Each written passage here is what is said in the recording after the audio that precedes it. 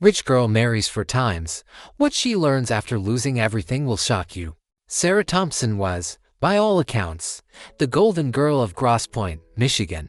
Born into a family of old money and impeccable social standing, she had grown up surrounded by luxury, privilege, and the unwavering belief that she was destined for greatness. Her beauty was undeniable. She had inherited her mother's classic features: high cheekbones, a perfectly sculpted nose, and a graceful jawline. Her eyes were a striking shade of emerald green, framed by thick, dark lashes. Her hair, a cascade of golden blonde waves, seemed to catch the light wherever she went. From a young age, Sarah had been the center of attention. She was showered with compliments, adored by her parents, and admired by her peers. She excelled in school, not because she was particularly studious, but because things came easily to her. She was a natural athlete, a gifted artist, and a charming conversationalist. Her parents, Charles and Eleanor Thompson, were pillars of the Grosse Pointe community. Charles was a successful lawyer, heir to a family fortune built on real estate and investments. Eleanor was a socialite, a patron of the arts, and a tireless volunteer for various charitable causes. They had raised Sarah in a grand Victorian mansion overlooking Lake St. Clair, a house filled with antiques, original artwork, and the echoes of generations of Thompson family history. She had attended the most exclusive private schools, summered in the Hamptons, and traveled the world with her family. But this life of privilege had also fostered in Sarah a sense of entitlement, a belief that she was somehow superior to others. She had been taught, subtly but consistently, that she deserved the best, that she was destined for a life of ease and luxury, and that she should never settle for anything less than perfection. This belief extended to her romantic prospects. She had been pursued by a steady stream of suitors, handsome, wealthy, accomplished young men from the right families. But none of them, in Sarah's eyes, were ever quite good enough. One was too boring, another too arrogant, a third too focused on his career. She found fault with their appearances, their personalities, their ambitions, their families. She held them to an impossibly high standard, a standard that no mere mortal could ever hope to meet. Her parents, while indulging her in many ways, also recognized the seeds of arrogance and pride that were taking root in their daughter's heart. They tried, gently, to guide her, to instill in her a sense of humility and gratitude. "Sarah, dear," her mother would say, "true beauty lies within. It's not about looks or wealth, but about kindness, compassion, and respect for others." Her father would add, "Pride leads to downfall. Sarah, remember that. Be grateful for what you have, and don't look down on those who have less." But Sarah, blinded by her own privilege and her inflated sense of self-worth, rarely heeded their advice. She believed that she knew best, that she was destined for a life of extraordinary happiness, and that she would find it on her own terms. This first part introduces Sarah, her background, her personality, and the environment that shaped her. The contrast between her outward perfection and her inner flaws is established. Her parents' attempts to guide her are also highlighted, foreshadowing the central conflict of the story. The setting in Grosse Pointe, Michigan, adds a specific and realistic context. Sarah's social life was a whirlwind of parties, galas, charity events, and exclusive gatherings. She was a fixture on the Grosse Pointe social scene, always impeccably dressed, always the center of attention, always surrounded by a coterie of admirers. The young men who courted her were, by any objective measure, highly desirable. They were the sons of prominent families, graduates of Ivy League universities, destined for successful careers in law, finance, or medicine. They were handsome, charming, and eager to please. But Sarah found them all wanting. She would go on a few dates, enjoy the attention and the flattery, and then dismiss them, often with a casual cruelty that left them bewildered and heartbroken. There was Thomas, the handsome lawyer with a pedigree as long as his arm. Sarah found him boring, too predictable, too focused on his career. She complained that he lacked passion and spark. There was William, the charming and witty heir to a manufacturing fortune. Sarah found him arrogant, too full of himself, too concerned with appearances. She complained that he was shallow and superficial.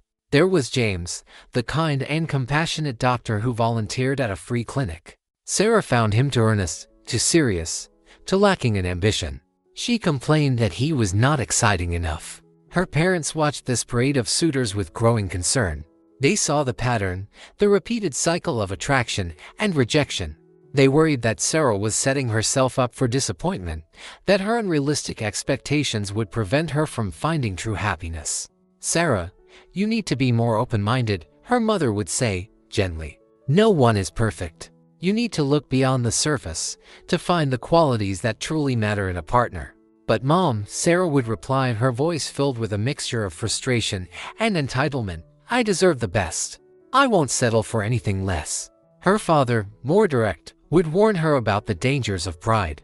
"Sarah, your beauty and your privilege will only take you so far. True happiness comes from within, from the relationships you build, from the love you give and receive. Don't let your pride blind you to what truly matters."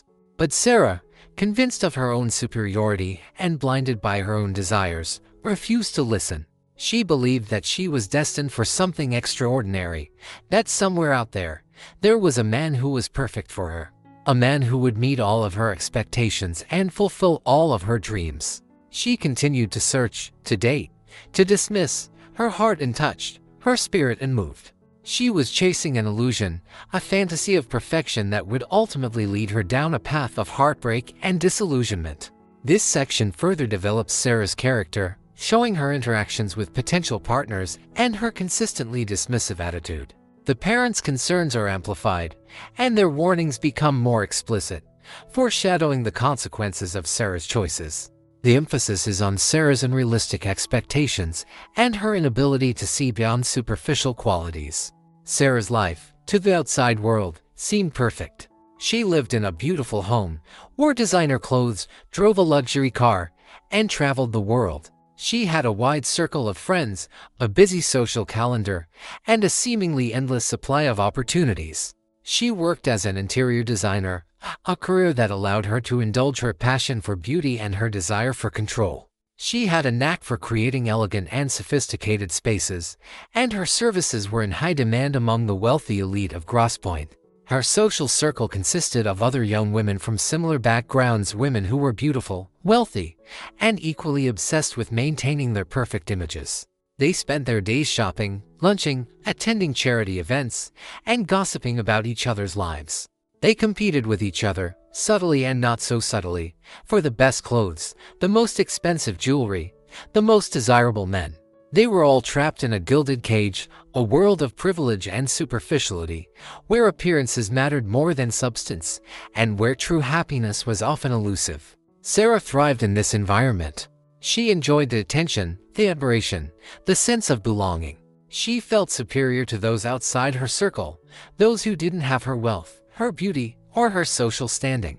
She was a master of social media, carefully curating her online persona, posting photos of her perfect life, her perfect outfits, her perfect friends. She received hundreds of likes and comments, reinforcing her belief that she was living the dream. But beneath the surface, there was a growing emptiness, a sense of dissatisfaction that she couldn't quite explain. She had everything she'd ever wanted, and yet she felt unfulfilled. She was surrounded by people, and yet she felt lonely. She had fleeting moments of self-doubt, moments when she questioned her choices, her values, her priorities.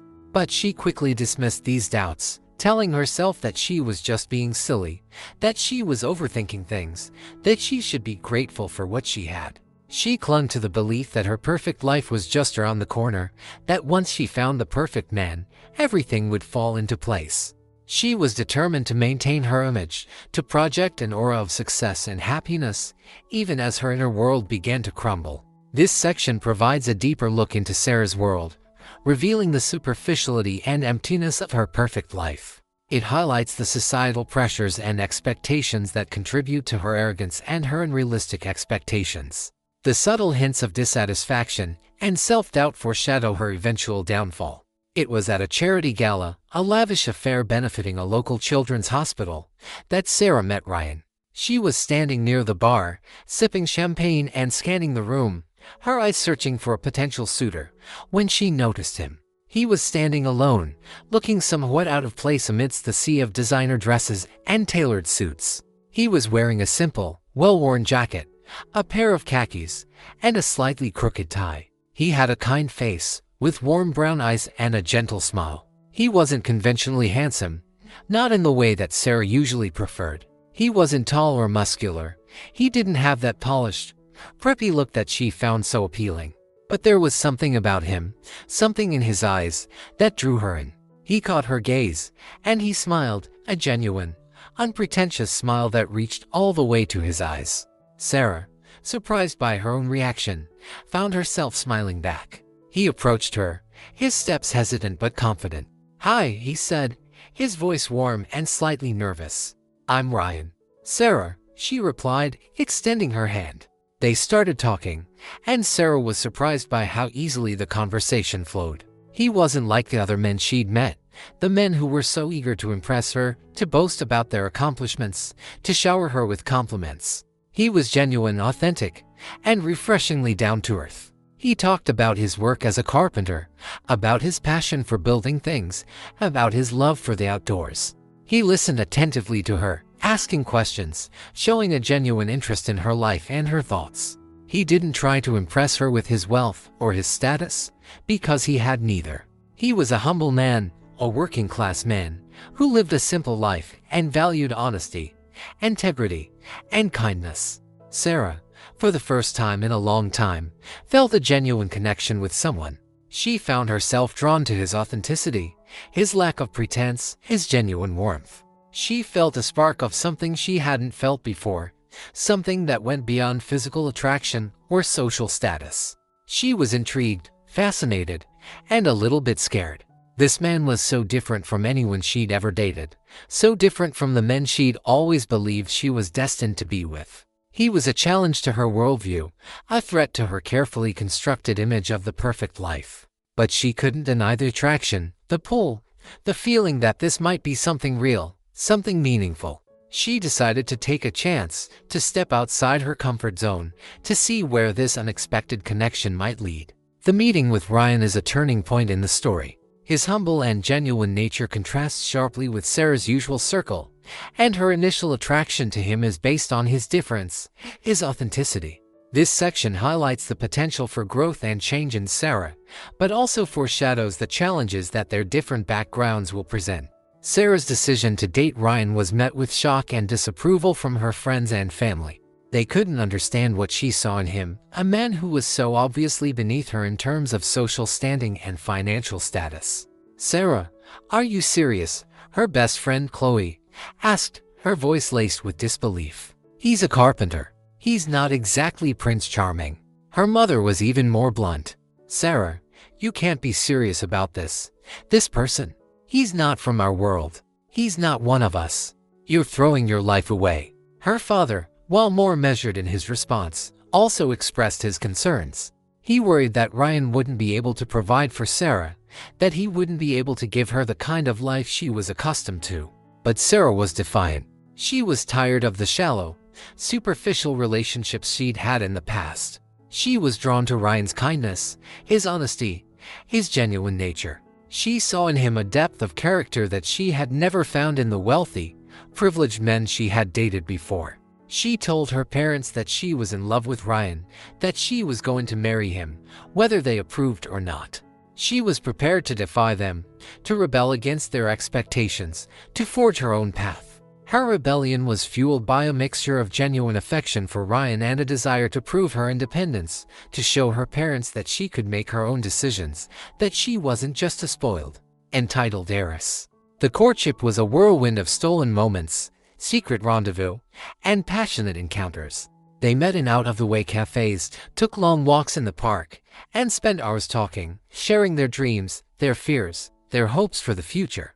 Ryan was enchanted by Sarah's beauty, her intelligence, and her surprisingly down-to-earth nature. He saw beneath the surface, beyond the privileged upbringing, to the kind and vulnerable woman underneath. He was also intimidated by her world, by her wealth, and her social status. He worried that he wouldn't be able to measure up, that he wouldn't be able to give her the kind of life she deserved. But Sarah reassured him, telling him that she didn't care about money or status, that she loved him for who he was, not for what he had. She convinced him that they could build a happy life together, based on love, respect, and shared values. The rebellion and romance section highlights the conflict between Sarah's desire for a genuine connection and the expectations of her family and social circle. Her defiance is portrayed as both admirable and misguided, fueled by a mixture of love and a desire to assert her independence. Ryan's insecurities and Sarah's reassurances foreshadow the challenges their different backgrounds will present in their marriage. Despite her parents' continued objections, Sarah and Ryan were married in a small, intimate ceremony at a quaint chapel overlooking the lake. Sarah refused to have a lavish society wedding, wanting to avoid the scrutiny and judgment of her social circle. She wore a simple, elegant dress, and Ryan wore a suit he had borrowed from a friend. The only guests were a few close friends of Ryan's and Sarah's younger sister, Emily, who had always been more supportive and understanding than her parents. The ceremony was beautiful and heartfelt, filled with genuine emotion and promises of lifelong love and commitment. Sarah and Ryan gazed into each other's eyes, their hearts overflowing with happiness, believing that they had found their happily ever after. But even on their wedding day, there were warning signs, subtle hints of the challenges that lay ahead. Sarah's parents, though present at the ceremony, were visibly distant and disapproving. They made polite conversation with Ryan, but their eyes betrayed their skepticism and their disappointment. During the reception, Sarah's friends whispered among themselves, gossiping about Ryan's background, his lack of wealth, and his unsuitability for Sarah. Sarah overheard some of their comments, and she felt a flicker of anger and resentment. She also noticed that Ryan seemed uncomfortable, out of place, surrounded by her wealthy and privileged friends. He tried to make conversation, but he struggled to find common ground with people whose lives were so different from his own. Sarah, caught between her two worlds, felt a growing sense of unease. She loved Ryan deeply, but she also craved the acceptance and approval of her family and friends. She wanted to bridge the gap between her old life and her new one, but she didn't know how. After the party, Sarah had a talk with her parents. "I know you don't approve of Ryan, Mom and Dad, but he is a good man. I love him," Sarah insisted. "We just don't want to see you get hurt, honey," her mother said with a sigh. "Marrying someone is about two people. You have to learn to compromise and accept each other. It is not all about love," her dad said. "I will, Dad," Sarah promised. The wedding bells and warning signs section highlights the continuing conflict between Sarah's choices and her family's expectations. The subtle hints of trouble, the parents' disapproval, the friends' gossip, and Ryan's discomfort foreshadow the challenges that will rise in the marriage. Sarah's internal conflict and her desire for acceptance are also emphasized. The first few months of Sarah and Ryan's marriage were a period of adjustment, a time of learning to navigate the complexities of living together and blending their vastly different lifestyles.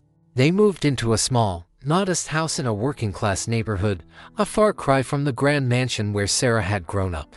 Ryan continued to work as a carpenter, his days filled with physical labor and the satisfaction of creating something tangible with his hands. Sarah, initially, tried to adapt to her new life. She quit her job as an interior designer, telling herself that she wanted to focus on being a wife and homemaker. She tried to learn to cook, to clean, to manage a household on a tight budget.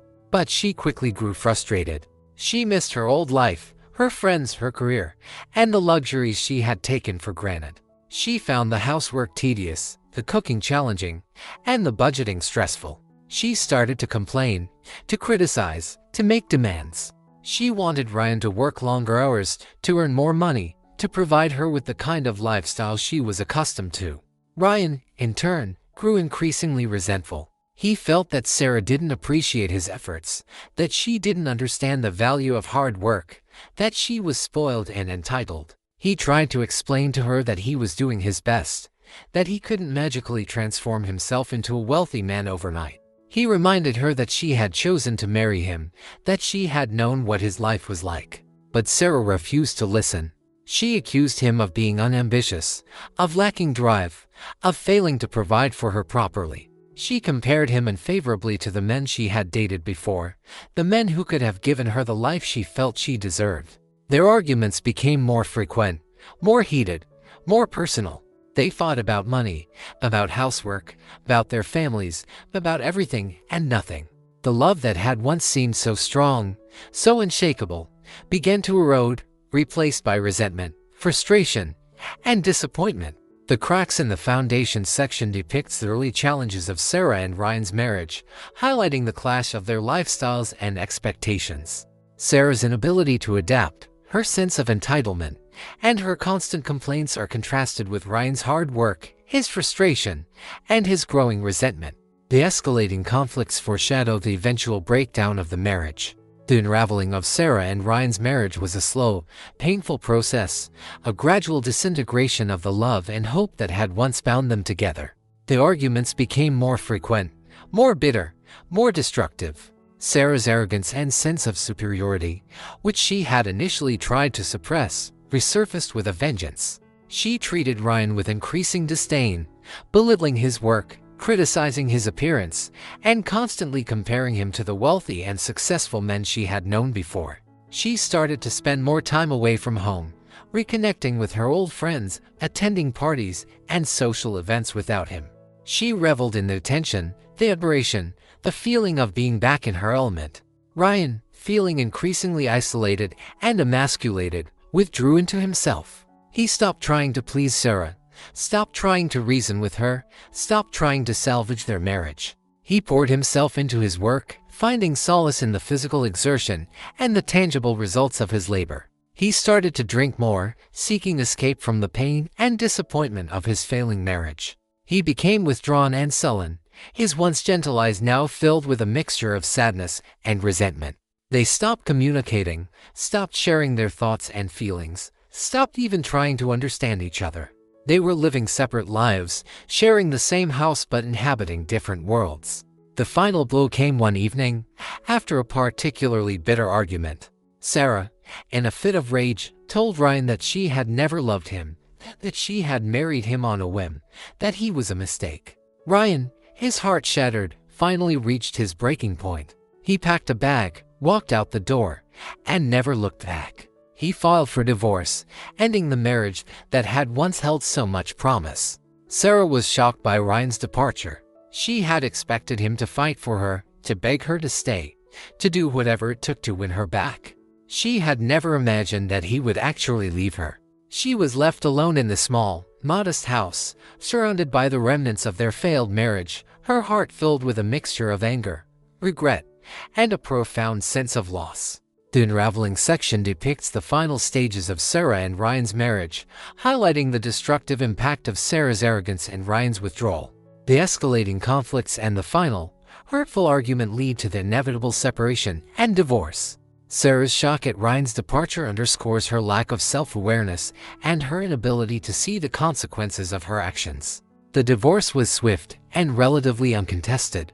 Ryan had no desire to prolong the process, to engage in a bitter legal battle, or to inflict any further pain on Sarah.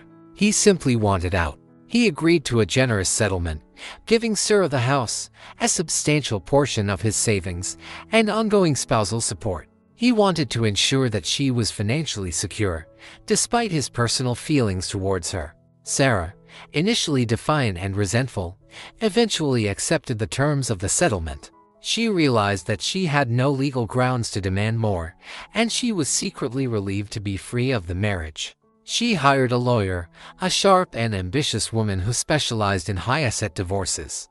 The lawyer advised her to fight for more, to try to squeeze every last penny out of Ryan.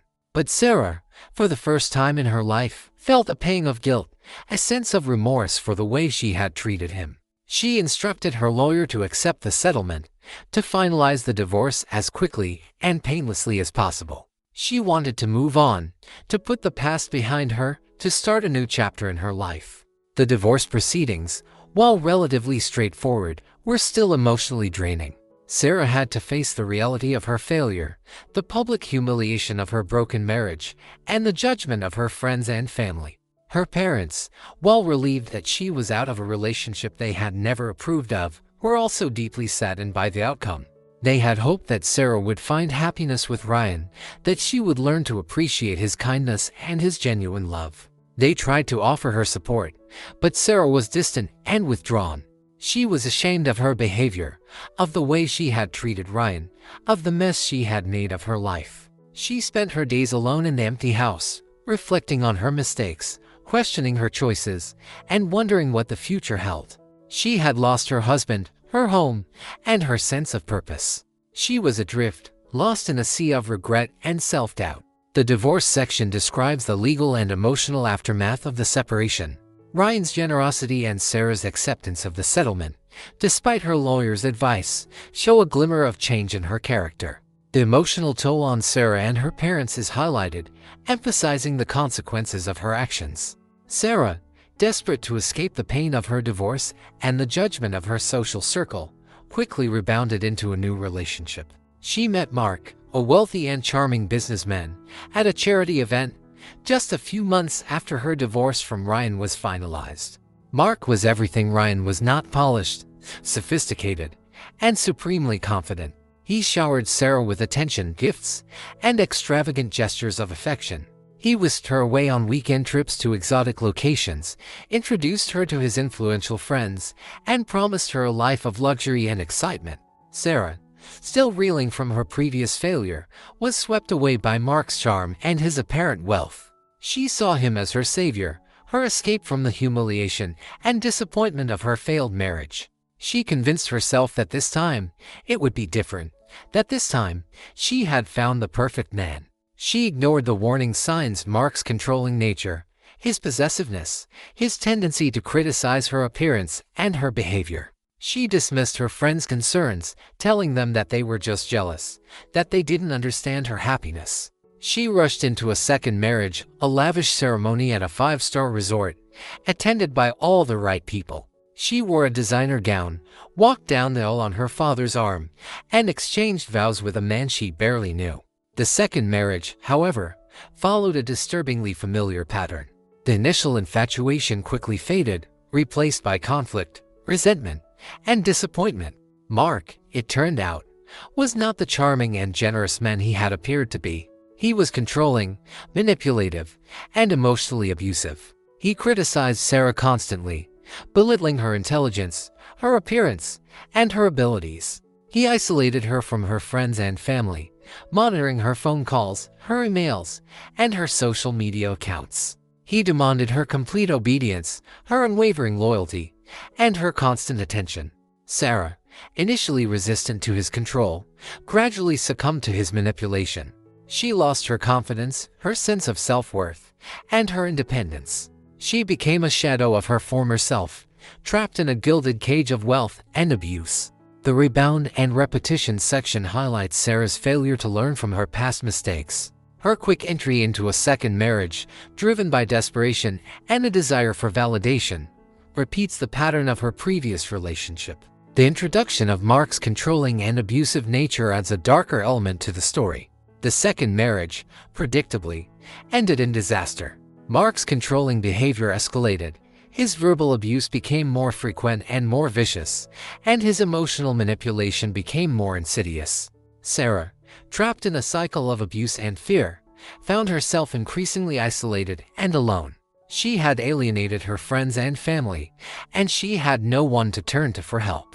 She tried to leave Mark several times, but he always managed to convince her to stay, promising to change, apologizing profusely, and showering her with gifts and affection. But the apologies were always short-lived, and the cycle of abuse would inevitably begin again. The final straw came one evening, during a particularly heated argument. Mark, in a fit of rage, struck Sarah, leaving a visible bruise on her face. The physical violence, a line that had never been crossed before, shocked Sarah into action. She realized that she was in danger, that she had to escape, that she had to save herself. She packed a bag, took her passport and some cash, and fled the house, seeking refuge in a women's shelter. She contacted a lawyer, filed for divorce, and obtained a restraining order against Mark. The second divorce was even more painful and humiliating than the first. She had to face the reality of her repeated failures, the public scrutiny of another broken marriage, and the shame of admitting that she had been a victim of abuse. She lost everything: her home, her possessions, her social standing. She was forced to start over, to rebuild her life from scratch. But this time, something was different. This time, Sarah was not just a victim, she was a survivor. She had recognized the pattern of abuse, she had found the courage to leave, and she was determined to break the cycle. The second failure is a turning point in the story. The physical violence and Sarah's escape to a women's shelter mark a significant escalation of the conflict. Her decision to leave and file for divorce demonstrates a newfound strength and a willingness to take control of her life. After the trauma of her second marriage, Sarah took some time to herself. She stayed with her sister, Emily, and began to attend therapy sessions. She needed to understand why she kept repeating the same mistakes, why she kept choosing the wrong men, why she seemed incapable of sustaining a healthy relationship. Through therapy, she began to unravel the complex web of her past, to understand the roots of her arrogance, her sense of entitlement, and her unrealistic expectations. She realized that she had been seeking validation from others, that she had been trying to fill an emptiness within herself with external things: wealth, beauty, social status. She also realized that she had been attracted to controlling and manipulative men who mirrored her own insecurities and her own desire for control. She had been unconsciously recreating the dynamics of her childhood, seeking the approval of a dominant figure, even if it meant sacrificing her own happiness and well-being. Armed with this new self-awareness, Sarah vowed to change. She promised herself that she would never again settle for less than she deserved, that she would never again allow herself to be controlled or manipulated by a man. But old habits die hard. And despite her best intentions, Sarah found herself drawn into another relationship, another marriage, that followed a disturbingly familiar pattern. This time, it was with Richard, a wealthy and powerful businessman, even older and more established than her previous husbands. Richard was charming, sophisticated, and seemingly generous. He swept Sarah off her feet, promising her the world, showering her with expensive gifts and extravagant gestures of affection. Sarah, still fragile and vulnerable, fell for his charm, mistaking his controlling nature for protectiveness, his possessiveness for love. She convinced herself that this time, it would be different, that this time, she had found the man of her dreams. They married in a lavish ceremony in the Bahamas, a destination wedding that cost more than most people's homes. Sarah felt like a princess, living a fairy tale, surrounded by beauty, luxury, and the adoration of her new husband. But the fairy tale quickly turned into a nightmare. Richard, it turned out, was even more controlling and manipulative than Mark had been. He was obsessed with Sarah's appearance, dictating what she wore, how she styled her hair, and even how much she weighed. He isolated her from her friends and family, monitoring her phone calls, her emails, and her social media accounts. He demanded her complete obedience, her unwavering loyalty, and her constant attention. Sarah, once again, found herself trapped in a gilded cage, a prisoner of her own making. She had repeated the pattern, made the same mistakes, and now she was paying the price. This shows her mistake again and again. The Pattern Emerges section highlights Sarah's continued struggles and her inability to break free from the cycle of unhealthy relationships. Despite her therapy and her vows to change, she falls for the same type of man and repeats the same mistakes. The introduction of Richard, and the description of his controlling behavior, foreshadows the inevitable failure of the third marriage. The third divorce was the most brutal, the most humiliating, and the most financially devastating for Sarah. Richard, enraged by her attempts to assert her independence, used his wealth and power to punish her. He hired the best lawyers, dragged out the divorce proceedings, and fought her every step of the way. He accused her of infidelity, of gold digging, of being an unfit wife. He spread rumors about her, tarnishing her reputation, and alienating her from her remaining friends and social connections. He froze her assets, leaving her penniless and dependent on the generosity of her family. The legal battle was long and arduous, draining Sarah emotionally and financially.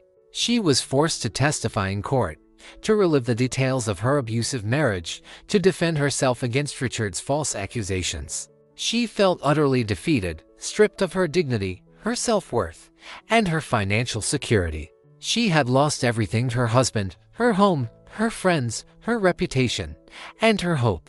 Her parents, witnessing her suffering, rallied to her side. They provided her with emotional support, financial assistance, and a place to live. They helped her find a new lawyer, a woman who specialized in representing victims of domestic abuse. With the help of her lawyer and the support of her family, Sarah fought back. She gathered evidence of Richard's controlling and abusive behavior, she documented his financial manipulations, and she presented a compelling case to the court. Finally, after months of legal wrangling, the divorce was finalized. Sarah received a modest settlement, enough to get back on her feet, but far less than she had hoped for. But more importantly, she had regained her freedom. She was no longer trapped in an abusive marriage, no longer subject to Richard's control. She was free to rebuild her life, to make her own choices, to find her own path. The third divorce is described as the most devastating, highlighting the consequences of Sarah's repeated mistakes. Richard's vindictiveness and the legal battle add to the drama and the emotional toll on Sarah. However, her family's support and her decision to fight back represent a turning point, a glimmer of hope for her future. Despite the repeated failures and the emotional scars of her previous marriages, Sarah still clung to the belief that she needed a man to complete her, to validate her, to give her life meaning. She was terrified of being alone, of being seen as a failure, of facing the world without the protection and status that a husband provided. She had been raised to believe that marriage was the ultimate goal for a woman, that her worth was defined by her ability to attract and keep a man. So, she made a desperate, impulsive decision. She married again, for the fourth time. This time, it was to a man named Kevin, a man she barely knew. She met him online, on a dating site for mature singles. He was a retired military officer, living on a modest pension. He seemed kind, gentle, and unassuming. He was the opposite of her previous husbands, not wealthy, not powerful, not controlling. He seemed content with a simple life, a quiet life, a life far removed from the glitz and glamour of Sarah's former world. Sarah convinced herself that this was what she needed, a fresh start, a clean slate, a chance to escape her past and build a new life. She married Kevin in a small, private ceremony, with only her sister, Emily, in attendance. Her parents, exhausted by her repeated mistakes and heartbroken by her continued unhappiness, refused to attend. They had given up on trying to guide her, to advise her, to protect her from herself. The fourth marriage, however, was different from the others, not in its success, but in its lack of intensity. Kevin was not abusive, not controlling, not manipulative. He was simply there. He was a passive man, content to let Sarah make all the decisions, to follow her lead, to live in her shadow. He offered her no challenge, no excitement, no passion.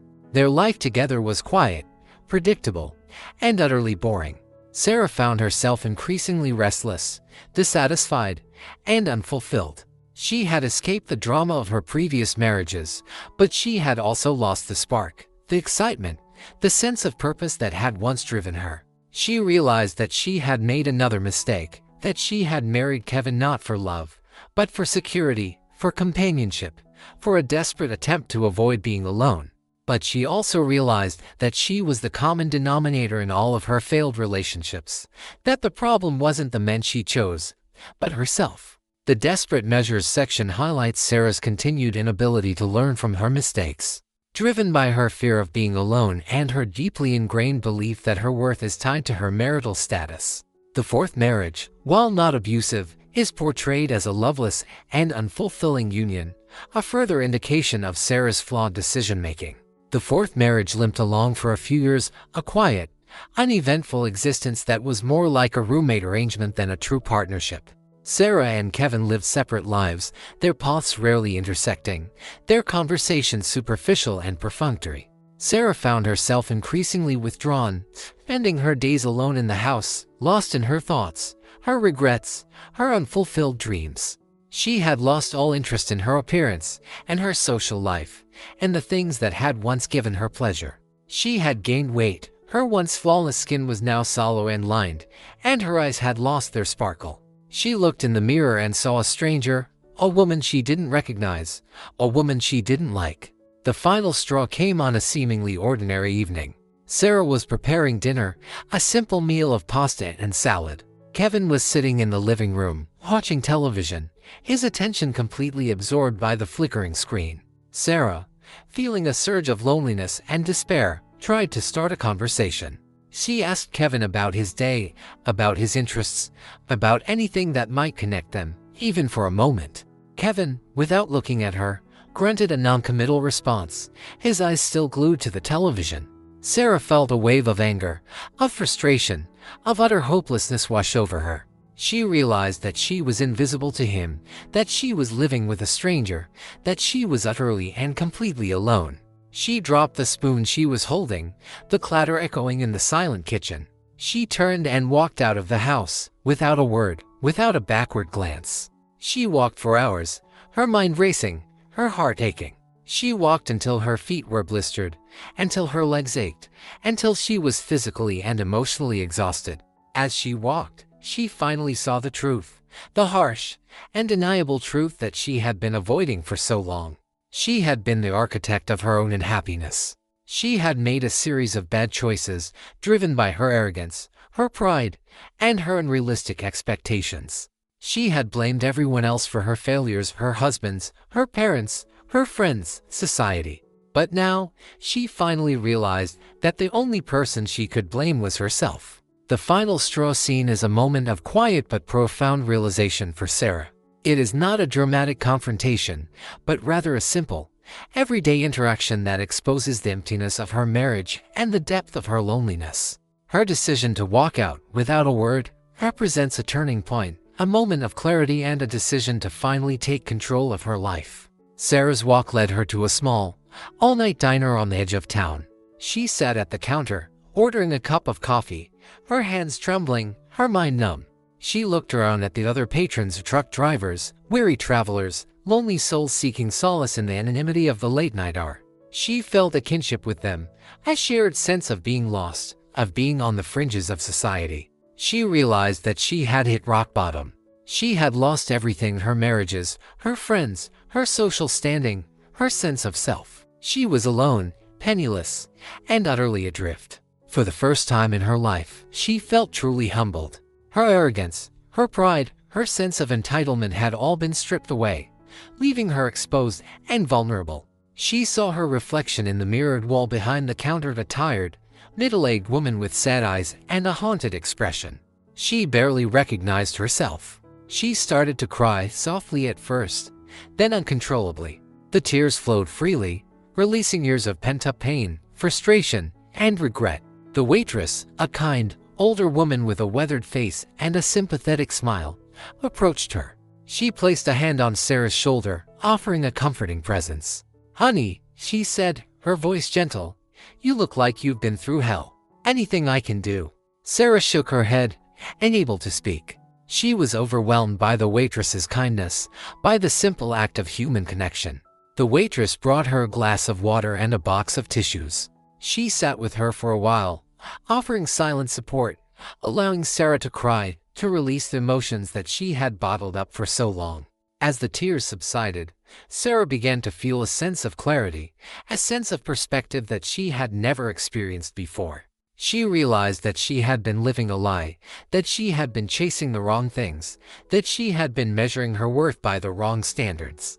She had been so focused on external validation, on achieving the perfect life, that she had neglected her own inner needs, her own emotional well-being. She had been so afraid of being alone that she had repeatedly jumped into relationships that were doomed to fail. She had allowed her pride, her arrogance, and her fear to control her, to dictate her choices, to lead her down a path of self-destruct. But now, sitting in that all-night diner, stripped of all her illusions, she finally saw the truth. She saw the mistakes she had made, the pain she had caused, and the opportunities she had missed. And she realized that it was not too late to change. It was not too late to learn from her mistakes, to rebuild her life, to find true happiness. The rock bottom section depicts Sarah's lowest point, her emotional breakdown, and her moment of clarity. The interaction with the kind waitress provides a sense of human connection and support. Sarah's realization of her own responsibility and her determination to change are key elements of this section. After leaving the diner, Sarah knew where she needed to go. She drove to her parents' house, the grand Victorian mansion where she had grown up, the place that represented both her privileged past and the source of the wisdom she had so long ignored. It was early morning, the sun just beginning to rise, casting a golden glow over the familiar landscape. She parked her car in the driveway, her hands trembling as she approached the front door. She hadn't spoken to her parents in months, not since the disastrous wedding to Kevin. She knew they were disappointed in her, frustrated with her, and perhaps even angry. But she also knew that they loved her, unconditionally. And she desperately needed their love, their support, their guidance. She rang the doorbell, her heart pounding in her chest. After a few moments, the door opened, and her mother stood before her, her face etched with concern. "Sarah," she said, her voice a mixture of surprise and relief. "What are you doing here? What's wrong?" Sarah, unable to speak, simply burst into tears. Her mother, without hesitation, pulled her into a warm embrace, holding her close, offering the comfort and security that she had craved for so long. Her father, hearing the commotion, came downstairs. He saw Sarah, her face streaked with tears, her body trembling, and he knew that something profound had happened. He joined the embrace, wrapping his arms around both his wife and his daughter, creating a circle of love and support. For a long time, they stood there, silent, letting the tears flow, letting the emotions wash over them. Then, gradually, Sarah began to talk. She told them everything about her failed marriages, her abusive relationships, her loneliness, her regrets, her realization of her own mistakes. She poured out her heart, her soul, her deepest fears and insecurities. Her parents listened patiently, without judgment, without interruption. They offered words of comfort, of understanding, of forgiveness. "We told you, Sarah," her father said, gently. "Pride leads to downfall. But it's never too late to learn, to change, to find your way back." Her mother added, "True beauty, Sarah, is not about looks or wealth. It's about kindness, humility, and respect for yourself and others. It's about finding happiness within, not seeking it in external things." They reminded her of the values they had tried to instill in her, the importance of family, of faith, of forgiveness. They told her that they loved her, unconditionally, and that they would always be there for her. For the first time in her life, Sarah truly listened. She heard their wisdom, their love, their unwavering support, and she realized that they had been right all along. The parents' wisdom section represents a turning point for Sarah. She finally seeks their help, admits her mistakes, and listens to their advice. The parents' unconditional love and support provide a foundation for Sarah's healing and growth. The emphasis on inner beauty and humility reinforces the central theme of the story. The road to change was long and arduous, filled with setbacks, challenges, and moments of doubt. Sarah, with the support of her parents and a therapist, began the difficult process of rebuilding her life. She moved back into her childhood bedroom, a humbling experience that forced her to confront her past and to accept her present circumstances. She sold the expensive jewelry and designer clothes that had once defined her, donating the proceeds to a women's shelter. She started attending therapy sessions regularly, working through her issues of arrogance, entitlement, and insecurity. She learned to identify her unhealthy relationship patterns, to understand the roots of her self-destructive behavior, and to develop coping mechanisms for dealing with stress and anxiety. She also began to volunteer at the local soup kitchen, serving meals to the homeless and the less fortunate.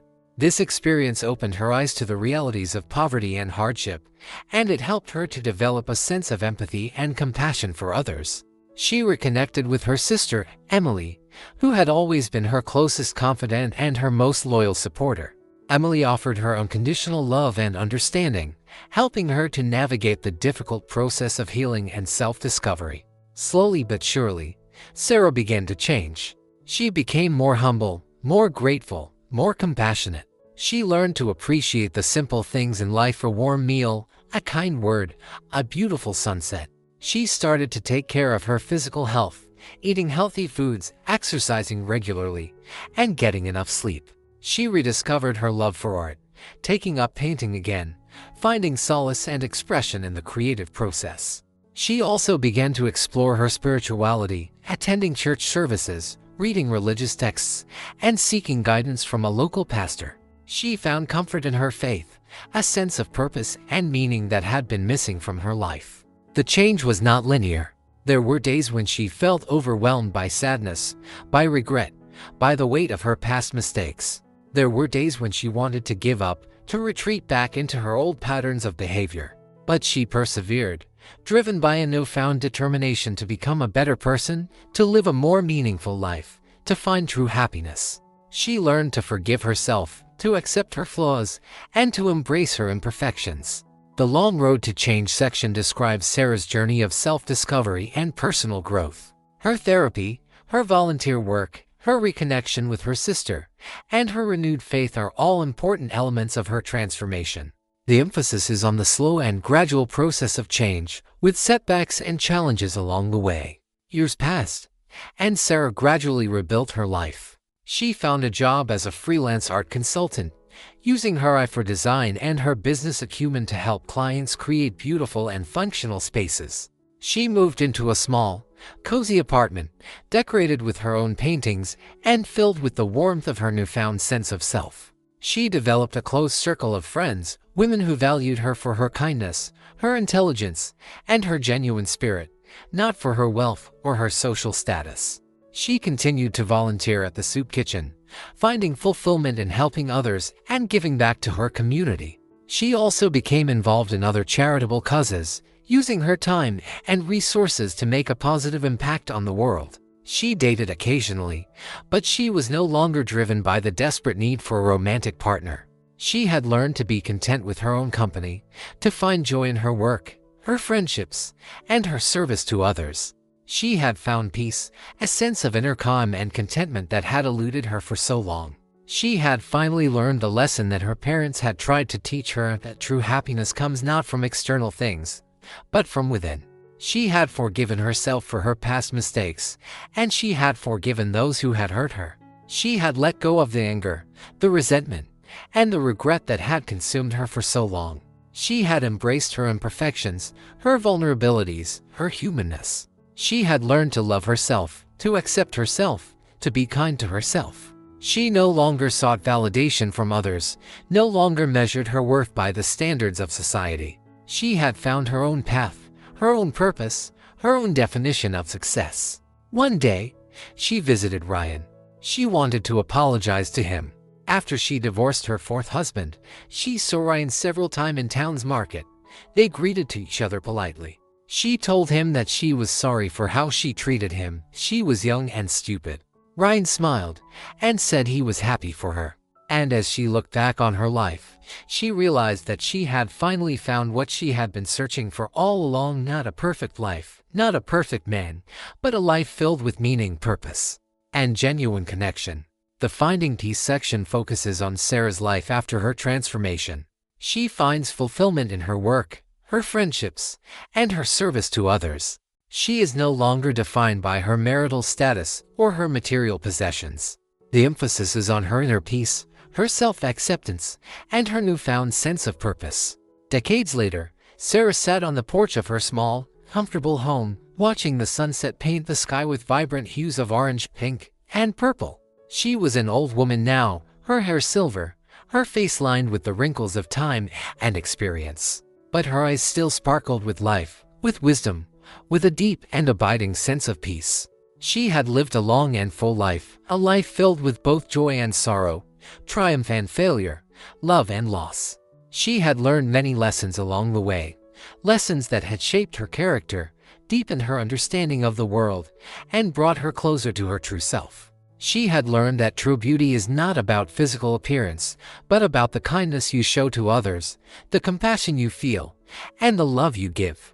She had learned that true wealth is not about material possessions, but about the richness of your relationships, the depth of your experiences, and the contributions you make to the world. She had learned that true happiness is not about finding the perfect partner, but about finding peace within yourself, about accepting yourself for who you are, and about living a life of purpose and meaning. She had learned that forgiveness is a gift you give yourself, that letting go of anger and resentment is the key to healing and freedom. She had learned that life is not a fairy tale, that it is messy, complicated, and often unpredictable. But she had also learned that it is beautiful, precious, and worth living to the fullest. As she watched the sun dip below the horizon, she smiled, a gentle, contented smile. She was grateful for all that she had been given, for all that she had learned, for all that she had become. She was no longer the golden girl of Grosse Pointe, the spoiled heiress who had chased after an illusion of perfection. She was Sarah, a woman who had lived, loved, lost, and learned, a woman who had finally found her place in the world, a woman who had finally found peace. And she would not change any of it. The epilogue provides a sense of closure, showing Sarah as an elderly woman who has found peace and wisdom. The lessons she has learned are explicitly stated, reinforcing the central themes of the story. The final image of Sarah watching the sunset, content and grateful, emphasizes her transformation and her acceptance of life's journey.